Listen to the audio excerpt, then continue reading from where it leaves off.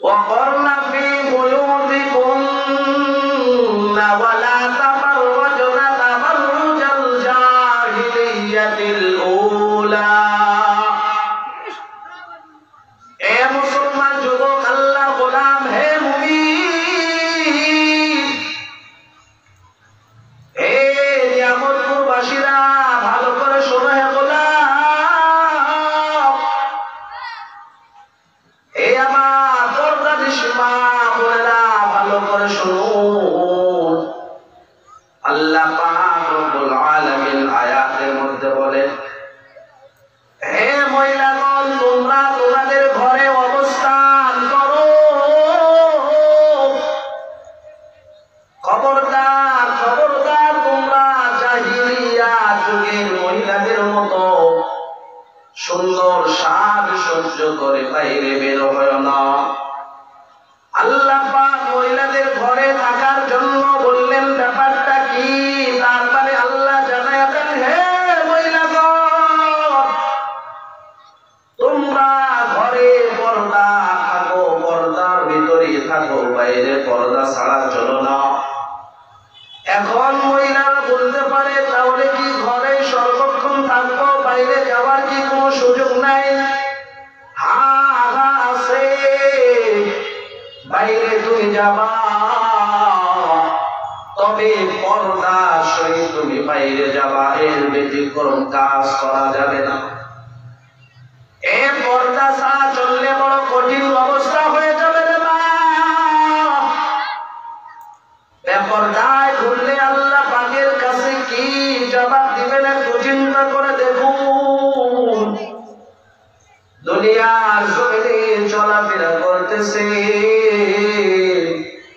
নিজের সময়টাকে ব্যয় করতেছেন কোন কাজে কোনদিন কি চিন্তা করে দেখেছেন সকাল থেকে সন্ধ্যা পর্যন্ত কি কাজ করলেন কোনদিন কি চিন্তা করেছেন আজ কয়টা গুনাহ আমার হয়ে গেল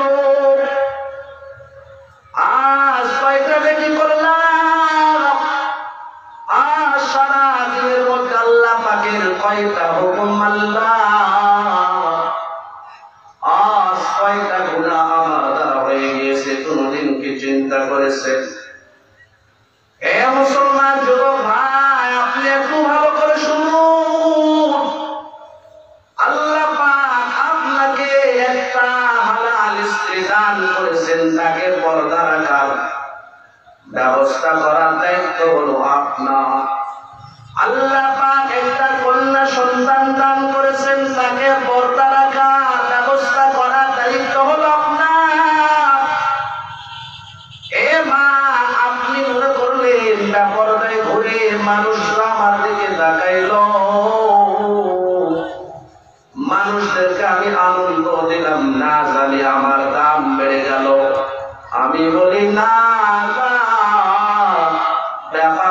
ব্যাপারটায় চললে দাম বাড়ে না বরং পর্দার সহিত চললে দাম বাড়ে একজন বৃদ্ধ লোক সে কিছু কলা সুন্দর করে নিয়ে বাজারে রওনা দিল সে কলাগুলো বিক্রয় করবে অতিমধ্যেই একজন যুবকের সঙ্গে দেখা যুবক বলতেছে তুমি কোথায় যাও বৃদ্ধ বাবাজি বলল আমি আমার এই কলাগুলো বাজারে বিক্রয় করব এজন্য বাজারে রওনা দিয়েছি যুবক বলতেছে ও মুরব্বী বাবাজি আপনি আপনার কলাগুলো চোষাগুলো ছিলিয়ে ফেলুন এরপর বাজারে নিয়ে যান তাহলে ভালো বিক্রয় হবে মুরব্বী যুবকের কথা শুনে কলাগুলো ছিলিয়ে বাজারে বিক্রয় করার জন্য নিয়ে গেছে বাজারে নিয়ে যাওয়ার পর এখন ওই কলার মধ্যে ধুলা বালি পড়তেছে মশা মাছি পড়তেছে মানুষেরা ওই শিলা কলা দেখে কেউ নিতেছে না সকলেই ফেরত চলে ওই মুরব্বী বাবাজি মন খারাপ করে বাসার দিক রওনা দিয়েছে আবার ওই যুবকের সঙ্গে দেখা যুবক বলতেছে মুরব্বী বাবাজি কলা কি বিক্রয় হয় নাই বলতেছে তোমার কথা শোনার কারণেই তো আমার কলাগুলো আজ বিক্রয় হলো না। যুবক বলতেছে একটা বুদ্ধি শিখে দেই তাহলে বিক্রয় হবে। কি বুদ্ধি? আপনি আপনার কলাগুলোতে সিটিপিনের মাধ্যমে 2 টাকা 5 টাকা ওখানে লাগিয়ে দিন, এরপর বাজার নিয়ে যান। এবার মুরব্বী বাবা কলাগুলো আবার বাজারে নিয়ে গেছে। কলাগুলো বাজারে নিয়ে যাওয়ার পর মানুষেরা এবার লক্ষ্য করে দেখে ওই কলাগুলোতে 2 টাকা 5 টাকা সিটিপিনের মাধ্যমে লাগানো আছে। মানুষেরা মনে মনে চিন্তা করে এই কলাগুলো আমরা টাকা দিয়ে ক্রয় করে নিব। এই কলাগুলো ক্রয় করার পর কলার সাথে আমরা কিছু টাকা পেয়ে যাচ্ছি। এই কলাগুলো যদিও খাওয়া না হবে, তবে টাকা যে পাবো এটাই আমাদের লাভ। এ মুসলমান যুবক, বর্তমান পর্দাবিহীন মহিলাদের অবস্থা এমন, পর্দাবিহীন চলতে চলতে ওই মহিলার যখন বিবাহের ঘর সংবাদটা আসে, যে ব্যক্তির খোঁজ খবর নেই আমি মেয়েটাকে বিবাহ করব, আমি আমার ছেলের সাথে আমার ওই মহিলাটাকে বিবাহ দিব, এবার যখন সংবাদ আসে খোঁজ খবর নেই, দেখে মহিলাটা বেপরদায় চলাফেরা করতো। বলা হলো হ্যাঁ হ্যাঁ আমরা মহিলাটাকে বিবাহ করব, তবে শর্ত কি জানেন? শর্ত হলো ওই মহিলাটাকে বিবাহ করব, ডিমান্ড দিতে হবে, যৌতুক দিতে হবে 2 লাখ 5 লাখ। এখন মেয়ের বাবা বলে হ্যাঁ হ্যাঁ আমি রাজি হলাম, 5 লাখ টাকায় দিব, তবু আপনার আমার মেয়েটাকে বিবাহ করে। যে লোকটা ওই মহিলাটাকে বিবাহ করার জন্য রওনা দেয়, লোকটা মনে মনে চিন্তা করে আমি যাকে বিবাহ করতেছি যদিও বেপরদায় ঘোরাফেরা করেছে, কিন্তু ওই মহিলার সঙ্গে 5 লাখ টাকা যে আমি পাচ্ছি আমার জন্য এটাই লাভ। চিন্তা করেন, আমি যে 5 লাখ টাকা পাচ্ছি এটাই আমার জন্য লাভ। আপনি মনে করছেন যে বেপরদায় চলাফেরা করে 5 লাখ টাকা আমি যৌতুক দিয়ে আমার মেয়েটাকে বিবাহ দিব। আসলে যৌতুক দেওয়া নেওয়া এটা মূলত সব কিছু হারাম। পর্দার সহিত চললে কিন্তু এমন অবস্থা হতো না। পর্দার সহিত যদি মেয়েটা চলতো তাহলে কত লাভ হতো। পর্দার সহিত চলতে পারলে ফাতেমা রাদিয়াল্লাহু তাআলা আনহার সঙ্গে জান্নাতে থাকতে পারে। ফাতেমা রাদিয়াল্লাহু তাআলা আনহা একজন দামি মহিলা ছিলেন, রাসূলের কলিজার টুকরা।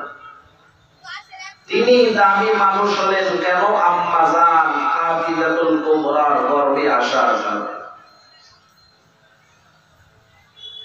খাদিজাতুল কুবরা একজন দামি মহিলা হলেন বিশ্ব নবীর সুহবতে, বিশ্ব নবীর সংস্রবে থাকার কারণে। ফাতেমা তিনারই গর্ভে এসেছিল, তিনিও একজন দামি মহিলা।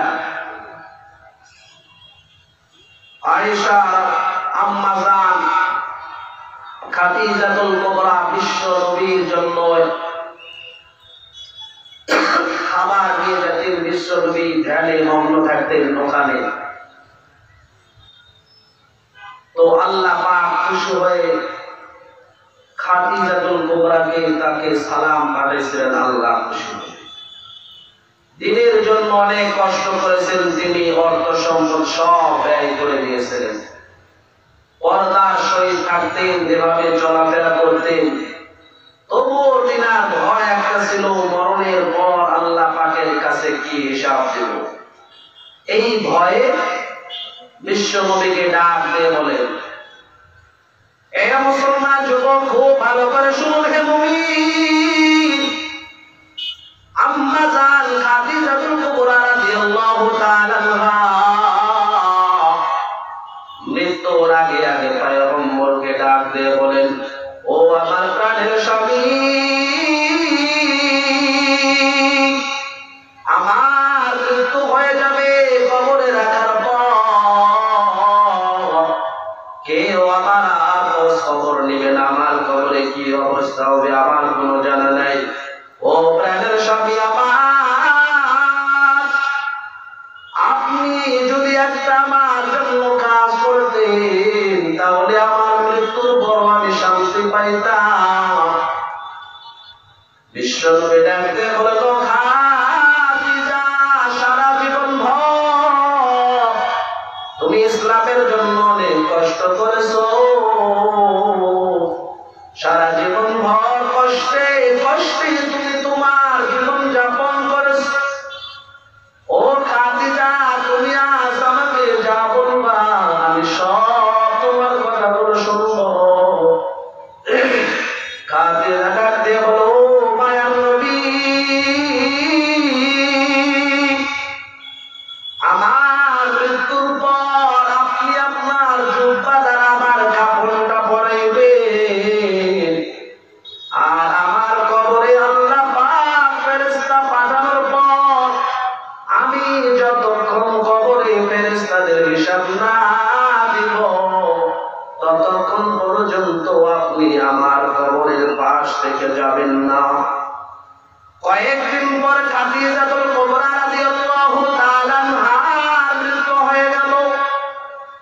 আল্লাহ পাকের পয়গম্বর নিজের জুব্বা মুবারক দ্বারা খাদিজাতুল কুবরা রাদিয়াল্লাহু তাআলা আনহাকে কাফন পরাইলেন। এরপর দাফন করার পর বিশ্ব নবী দাঁড়ায় আছেন, সাহাবায়ে কেরাম বলে, ও মায়ার নবী, চলুন, সব মানুষ চলে গিয়েছে। আল্লাহর হাবিব বলেন, ও সাহাবায়ে কেরাম, আবু বকর যাও যাও, আমি একটু পরে আসবো। পয়গম্বর অনেকক্ষণ ধরে দাঁড়ায় রয়েছেন। আল্লাহ পাক রব্বুল আলামিন হযরত জিবরিল আমিনের মাধ্যমে পয়গম্বরকে জানায়া দেন। জিবরিল আমিন এসে পয়গম্বরকে সুসংবাদ দেন, ও পয়গম্বর, আল্লাহ পাক রব্বুল আলামিন আপনার স্ত্রী খাদিজার উপরে এত খুশি হয়ে গেছে, খাদিজাতুল কুবরার মৃত্যুর ভয় তার কবরে কি হবে জন্য আপনাকে দাঁড়ায়া থাকার জন্য বলেছে। আল্লাহ পাক রব্বুল আলামিন সুসংবাদ দিয়েছে যে পয়গম্বর আমার হাবিব বন্ধুকে জানায়া দাও, আমি আল্লাহ খাদিজার পক্ষ থেকে ওই মুনকার নাকিরের সব প্রশ্নের উত্তরগুলো দিয়ে দিয়েছি। সুবহানাল্লাহ। এটা কেন হয়েছে? দুনিয়াতে তিনি দামি একজন মহিলা ছিলেন, পর্দার সহিত চলাফেরা করেছে। আল্লাহ পাকও তিনার উপর খুশি ছিলেন। তিনারই গর্ভে ফাতেমা রাদিয়াল্লাহু তাআলা আনহা আসলেন। ফাতেমা রাদিয়াল্লাহু তাআলা আনহা আসার পর, দুনিয়াতে আসার পর তিনি যখন আস্তে আস্তে যুবতী হয়ে গেলেন তখন বিবাহের প্রস্তাব দেয়। কিতাবের মধ্যে আছে আবু বকর রাদিয়াল্লাহু তাআলা আনহু, হযরত ওমর ফারুক রাদিয়াল্লাহু তাআলা আরো ধনাঢ্য অর্থশালী মানুষ বিবাহের প্রস্তাব দিয়েছেন বিশ্বনবী। কিন্তু বিশ্বনবী হযরত আলী রাদিয়াল্লাহু তাআলা আনহুর সঙ্গে বিবাহ দিলেন। তিনি একজন গরিব মানুষ। বর্তমান মানুষেরা এখন তাকায় আমার জামাইটা যেন বড় অর্থশালী হয়, চাকরিজীবী হয়, সে যেন জব করে, দিনদারি হোক বা না হোক সেদিকে লক্ষ্য করে না। এই জন্য তো মেয়েটার বিবাহের পর শুধু কষ্ট আর কষ্ট। দিনদারি যদি দেখতো, ধন সম্পদ পরের কথা, তাহলে কিন্তু কোনো সমস্যা আসতো না। তো ফাতেমা রাদিয়াল্লাহু তাআলা আনহা সঙ্গে হযরত আলীর বিবাহ দেওয়া হলো। বিবাহ হয়ে গেল। হযরত আলী তো ছিল একজন গরিব মানুষ। হযরত আলী একজন গরিব মানুষ ছিল। বিশ্ব নবী দুইজনকে নসিহত করে দিলেন। হযরত আলীকে ডাক দিয়ে বললেন, আল্লাহ পাকের হাতে পয়গম্বর সরকার দু আলম নবী মায়া নবী হযরত আলীকে ডাক দিয়ে বলে, ও আলী, তোমাকে আমি একটা নসিহত করি। ও বাবা আলী, ভালো করে শোনো। আমি তোমার সঙ্গে কারে বিবাহ দিয়েছি আলী, তুমি কি জানো? তোমার সঙ্গে আমি বিবাহ দিলাম আমার মেয়েকে, আমার মাকে, আমার কলিজার টুকরা ফাতেমাকে। হে আলী, খবরদার খবরদার, কোনদিন কোনদিন কালেও কখনো তুমি ফাতেমারে কষ্ট দিবা না। কারণটা কি জানো? ওই ফাতেমা যদি কষ্ট পায়, তাহলে আমি নবী কিন্তু কষ্ট পাবো। এরপর ফাতেমা রাদিয়াল্লাহু তাআলা আনহাকে মায়া নবী ডাকতে বলল, মা ফাতেমা, আমি জানি তোমার সঙ্গে আমি একজন গরিব মানুষের বিবাহ দিয়েছি। হযরত আলী অনেক গরিব মানুষ। হযরত আলী তেমন বড় লোক ধনী মানুষ নয়, খুব অসহায় একজন গরিব মানুষ। ও মা, তবে হযরত আলী দাম অনেক অনেক দামি একজন মানুষ।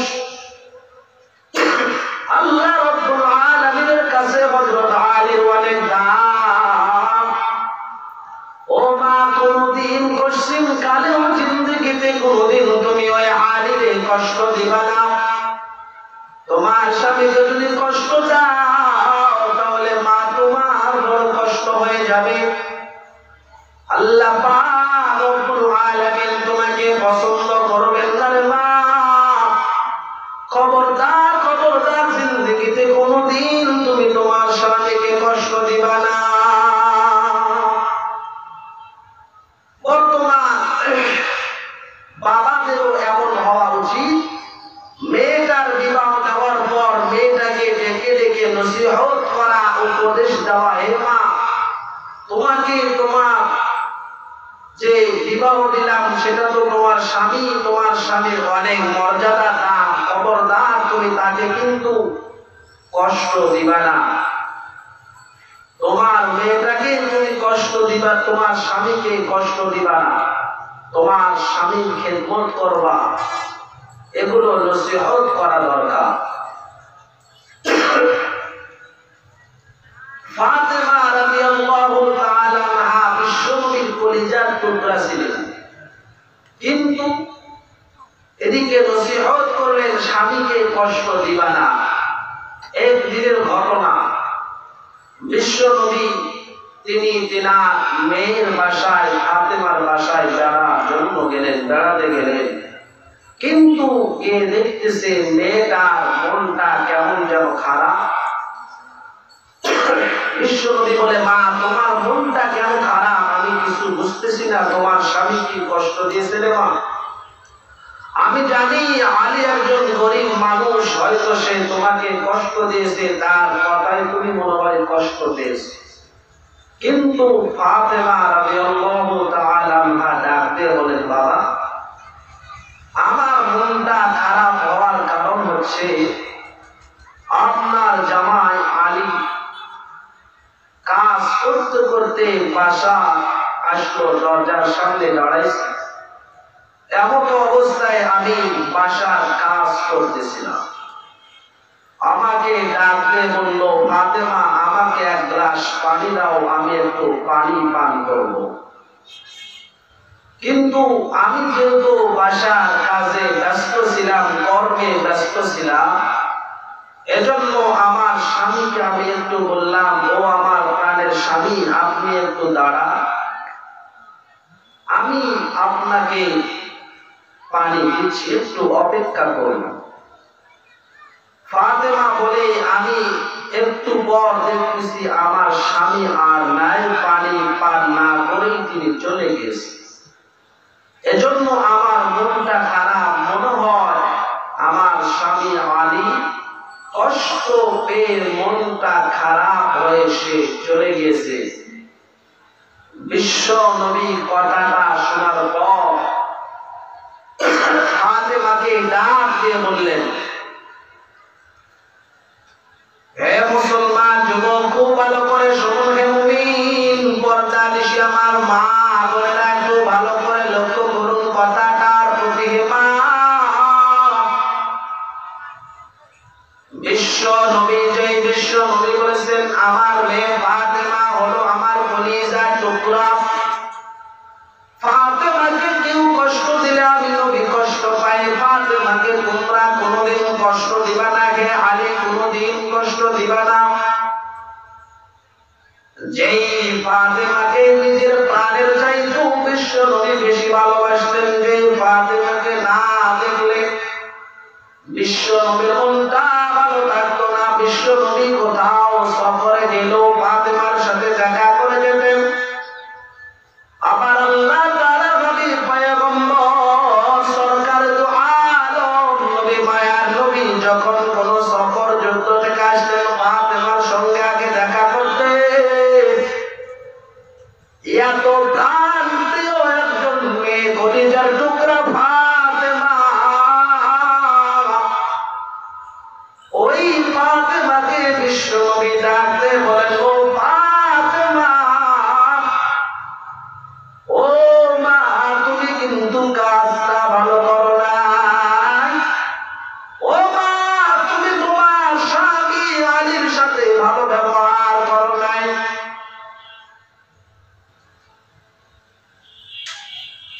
ও মা, তুমি যদি পানিটা সঙ্গে সঙ্গে দিতা, তাহলে তোমার স্বামী পানিটা পান করে খুশি হয়ে তোমার জন্য দোয়া করত। তুমি তোমার কাজে ব্যস্ত থাকার কারণে তোমার স্বামী আলী কষ্ট পেয়ে সে আবার কাজে চলে গিয়েছে। মা, ও মা, একটা কথা ভালো করে লক্ষ্য করে থাকো, যতক্ষণ পর্যন্ত তুমি তোমার স্বামীর কাছ থেকে মাপ না নিবা, যতক্ষণ পর্যন্ত তোমার প্রাণের স্বামী তোমার উপর খুশি না হবে, ও ফাতেমা, এমন অবস্থায় তোমার যদি মৃত্যু হয়ে যায় রে মা, তাহলে আমি তোমার বাবা বিশ্ব নবী তোমার জানাজায় কিন্তু অংশগ্রহণ করব না। কত বড় কথা, একটু চিন্তা করে দেখতে হবে। এখানে যেই ফাতেমাকে কলিজার টুকরা নবীজি বলেছেন, যেই ফাতেমাকে নিজের জীবনের চাইতেও ভালোবাসেন,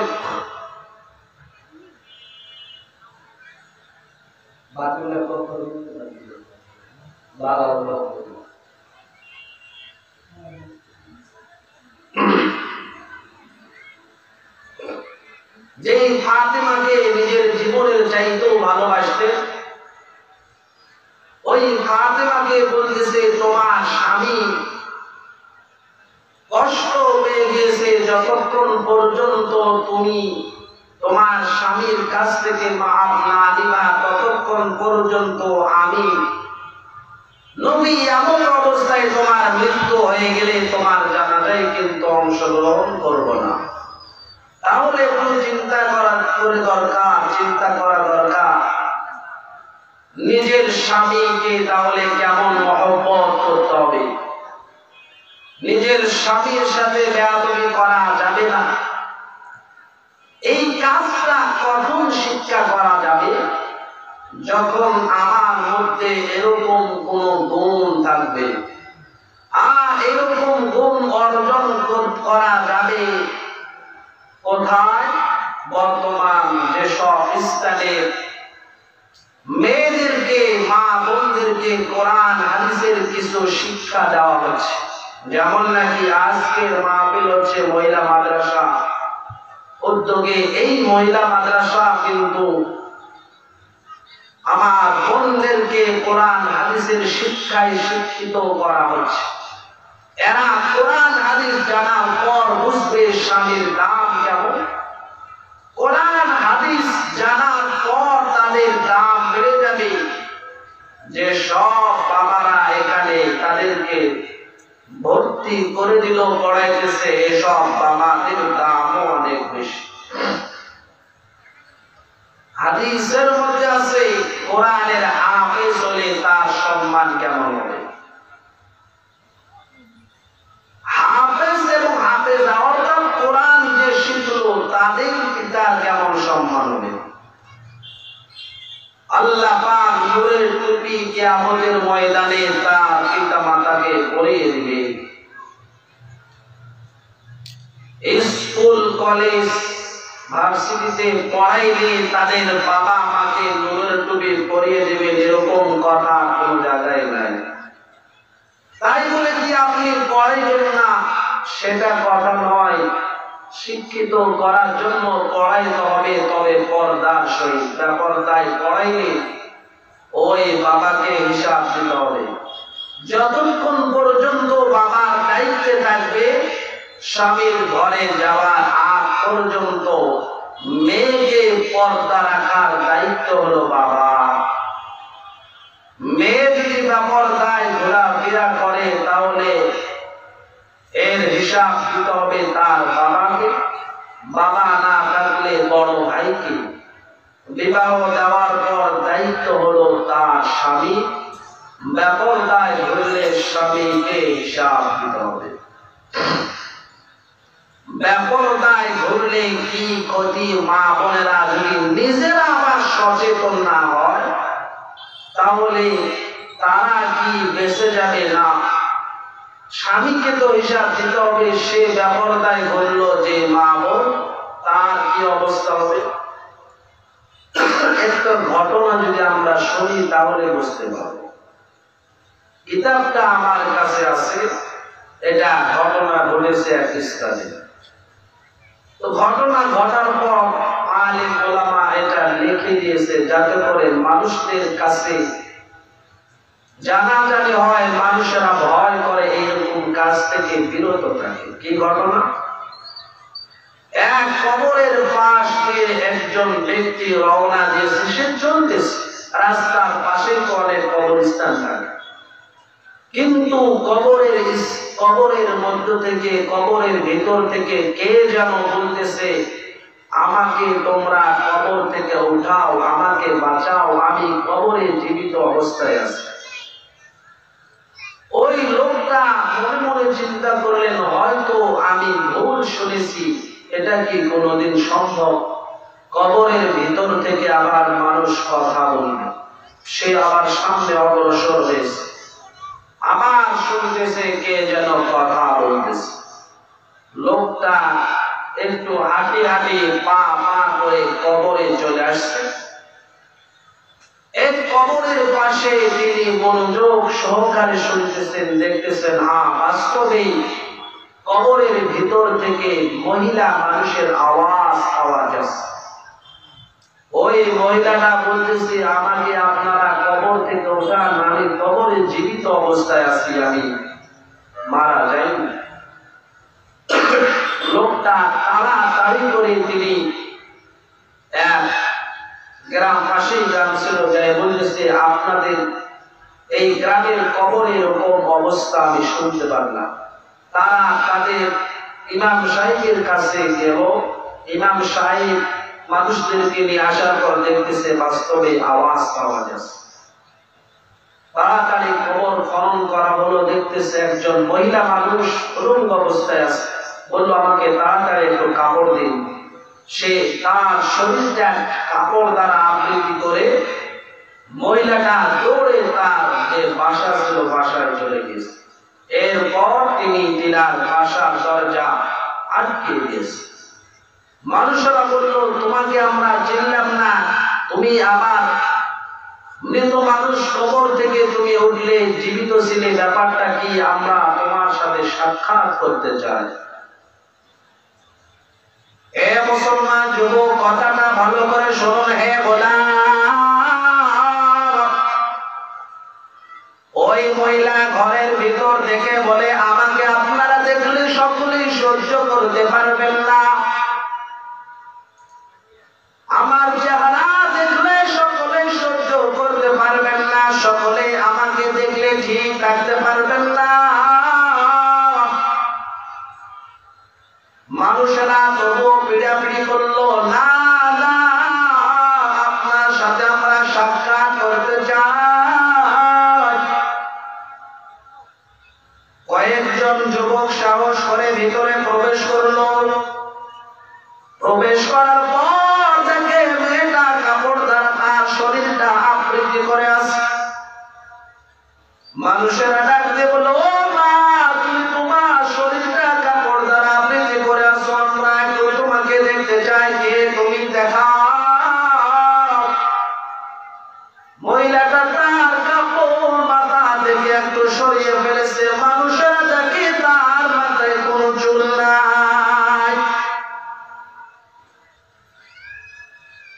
যুবকেরা ডাক দিয়ে বলল, ও মা, কি হয়েছে? তোমার মাথার চুলগুলো কোথায়? তোমার মাথায় দেখতেছি রক্তাক্ত অবস্থায়। কি হয়েছে তোমার? তোমার মাথার চুলগুলোই বাবার কোথায় গিয়েছে? কি হয়েছিল তোমার? মহিলা ডাকে বলো, ও যুবক ভাই আমার, ও বাবা জানালা, আমার কি হয়েছিল ভালো করে শুনুন। আমি দুনিয়াতে থাকাকালীন এমন একজন মহিলা ছিলাম, আমার মাথার চুলগুলো ছিল বড় বড়। আমি আমার মাথায় শ্যাম্পু লাগায়া সুন্দর করে সাজসজ্জ করে আমি আমার মাথা থেকে কাপড়টা খুলে দিয়ে মাথার চুলগুলো বের করে দিয়ে আমি বিভিন্ন জায়গায় চলাফেরা করতাম। সারা জীবন আমি এমন ভাবেই চলাফেরা করেছি, কোনদিন আমার মাথায় আমি কাপড় দিতাম না। দুনিয়া থেকে আমি আসার পর, কবরে রাখার পর, যখন মানুষেরা চলে গেল, আল্লাহ পাক রব্বুল আলামিন ফেরেশতা সেট করে দিল, ফেরেশতাকে অর্ডার করে দিল, হে ফেরেশতারা যাও, ওই মহিলা সারা জীবন ভর মাথায় কাপড় না দিয়ে চলাফেরা করেছে বেপরদায়, ওই মহিলার তোমরা মাথার চুলগুলো লোহার আঙুল খোসা দ্বারা, নখ দ্বারা তোমরা তুলে ফেলো। মহিলা ডাকতে বলে, ওই ফেরেশতাদের নখগুলো ছিল তামার ধারালো, ওই নখ দ্বারা আমার মাথার চুলগুলো তারা তুলে ফেলতেছিল। এমন অবস্থা, ওই চুলের সাথে সাথে আমার মাথা থেকে চামড়া গুলো উঠে উঠে চলে গিয়েছে। এই জন্যই আমার মাথাটা রক্তাক্ত অবস্থায় আছে, মাথাটা ভয়ঙ্কর অবস্থা। এবার মানুষেরা বলে, ও তোমার চেহারাটা একটু দেখাও। এবার মহিলা যখন তার চেহারা থেকে কাপড়টা সরিয়ে ফেলেছে, যুবকেরা দেখতেছে মহিলা মুখের মধ্যে কোনো দাঁত দেখা যায় না, ঠোঁট দেখা যায় না, চেহারাটা রক্তাক্ত অবস্থায় আছে, চেহারাটা ভালো নাই। যুবকেরা ডাক দিয়ে বলো,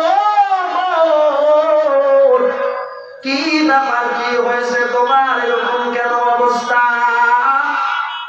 মহিলাটা যে বলো ভাই, আমি সারা জীবন ভর আমার ঠোঁটের মধ্যে লিপস্টিক লাগাইতাম, আমার চেহারাটা মেকআপ করতাম, মেয়ের পড়ানিটা পর্দায় চলাফেরা করতাম। দুনিয়া থেকে বিদায় হওয়ার পর,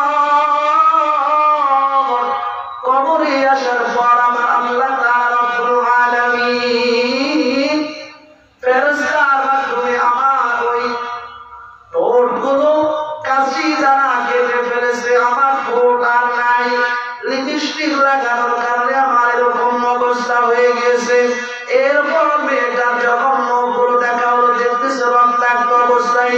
ও কেন, কি হয়েছে, কেন তোমার, কিসের কারণে এমন অবস্থা?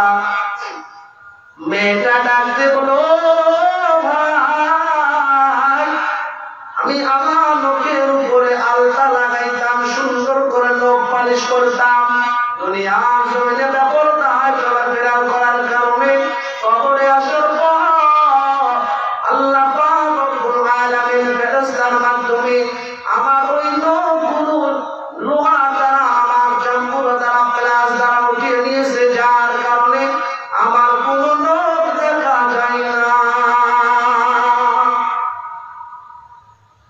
এরপর পরই মেয়েটা আবার সেখানে অজ্ঞান হয়ে মারা গেছে। মানুষেরা আবার মেয়েটাকে দাফন করে দিল। আল্লাহ পাক মানুষদেরকে বুঝিয়ে দিলেন, বেপরদায় চলাফেরা করলে তোমার কি অবস্থা হবে। এজন্য সম্মানিত সুধী, সম্মানিত আমার মা বোনেরা, বলতেছিলাম বেপরদায় চলাফেরা করা যাবে না। আল্লাহ পাক নিজেই আদেশ করলেন, তোমরা বেপরদায় চলাফেরা করো না। বেপরদায় চলাফেরা করলে তোমাদের কঠিন অবস্থা হয়ে যাবে। বিশ্বনবী যখন মেরাজ থেকে আসছিলেন, মেরাজ থেকে আসার পর তিনি বলেছিলেন, আমি মহিলাদের মধ্যে অধিকাংশ মহিলাকে দেখেছি তারা জাহান্নামী। মহিলাদের মধ্যেই অধিকাংশ মহিলারা জাহান্নামী। কেন, কিসের কারণে তারা জাহান্নামী? দুইটা কারণ। এক নম্বর, তারা কথায় কথায় মানুষদেরকে অভিশাপ দেয়। অভিশাপ বলতে, তুই পড়ে মরিস না কেন, তোর মরণ হয় না কেন, কথা বলে দেয় কি দেয় না ভাই?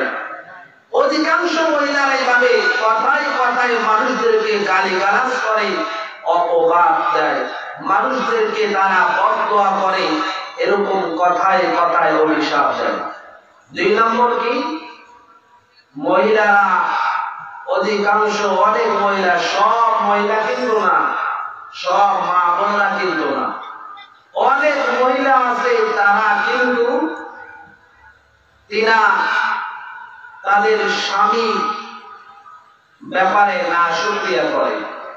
স্বামী সারা জীবন ভর তাকে কাপড় দিল, পোশাক দিল, খাবার দিল, সবই দিল, তবুও বলে 30 বছর সংসার করলাম তোমার সাথে, কিন্তু 30 বছরে কোনোদিন সুখ পাইলাম না। 30 বছর নাকি সুখ পাইনি, তাহলে 30 বছর ওই স্বামীর সাথে কেমন করে ঘর সংসার করবে? মানে নাশুকরিয়া। হয়তো সেদিন তার স্বামী কোনো কারণবশত তাকে একটা কোনো জিনিস হয়তো ক্রয় করে দিতে পারেনি, যার কারণে স্বামীর ব্যাপারে নাশুকরিয়া করে। সকলেই করে এমনটি কিন্তু নয়, কিছু কিছু মেয়ে আছে এমনটি করে। সম্মানিত সুধী, এটা তো মেয়েরা করতেছে, পুরুষেরা মনে মনে ভাবতেছে যাই হোক, আজ তো মেয়েদেরই ব্যাপারে রস চলতেছে, মহিলারাই ধরা খেয়ে গেল। কিন্তু পুরুষ জাতি যদি তার মেয়ে অথবা তার স্ত্রীকে দায়িত্বশীল হয়ে পর্দা ছাড়া বেপরদায় চলাফেরা করলো, কিছুই বলল না, পুরুষকে কিন্তু আগে হিসাব দিতে হবে। আবার মেয়েরা তো স্বামীর খেদমত করবে ঠিকই আছে, কিন্তু পুরুষরা মেয়েদের ব্যাপারে কিন্তু যখন তখন রাগ দেখাইতেছে, তা সন্তান স্ত্রীকে, এটা আমার চলবে না। হয়তো কাজ কর্ম করে আসলো,